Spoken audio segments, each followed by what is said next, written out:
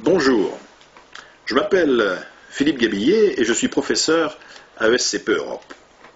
Le thème de notre leçon d'aujourd'hui est comment rester optimiste en période difficile.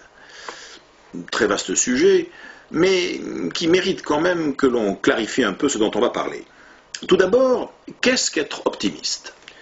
Vous me direz, c'est simple, c'est le contraire du pessimisme. Oui, mais enfin, ça ne nous permet pas de clarifier réellement ce dont nous parlons.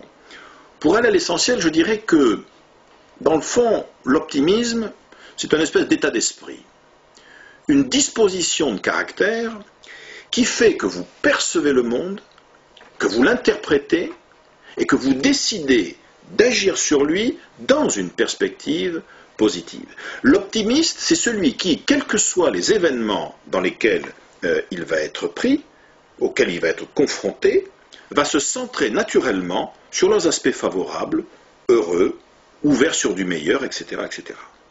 Alors, les travaux de recherche, très nombreux d'ailleurs, en psychologie positive, ont largement démontré depuis une trentaine d'années que l'optimiste entretient un lien très fort avec la réussite, avec l'équilibre, mais aussi avec la santé, voire avec la longévité. Les optimistes vivent statistiquement plus vieux, en meilleure santé et dans des relations plus agréables avec les autres que les pessimistes. Alors, bien sûr, la recherche expérimentale en psychologie positive a aussi démontré que optimisme et pessimisme sont aussi des traits de personnalité plutôt stables. Ce qui ne veut pas dire figé, mais nous avons tous une sorte de pente naturelle qui nous conduit à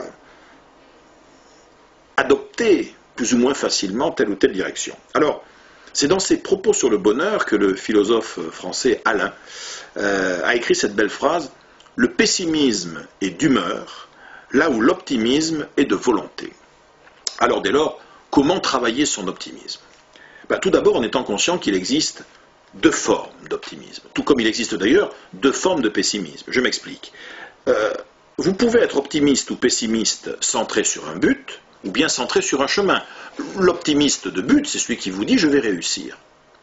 L'optimiste de chemin vous dit « ça sera facile ». C'est pas pareil. Le pessimiste de but vous dira « je vais échouer ». Le pessimiste de chemin vous dira « ça va être très dur ».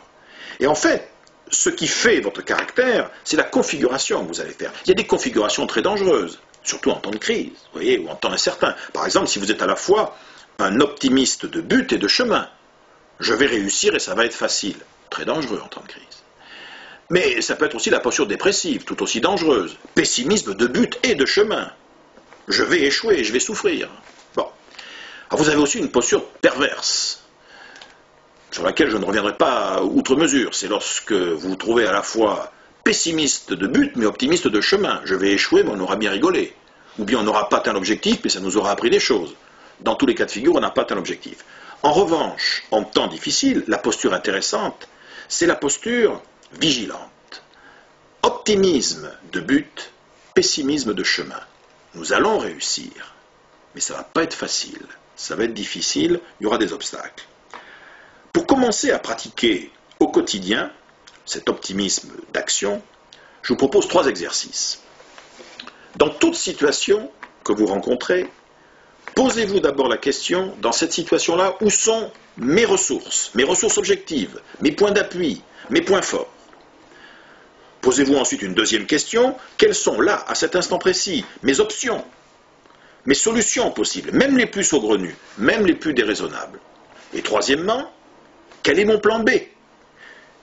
Que faire si ça tourne mal ? N'oubliez jamais que les vrais gagnants, les vrais gagneurs, ce sont ceux qui savent ce qu'ils feront si par malheur ils perdent. Et pour le reste, laissez venir. Vivez l'instant présent. Allez vers les autres et rendez-les heureux. À la prochaine fois.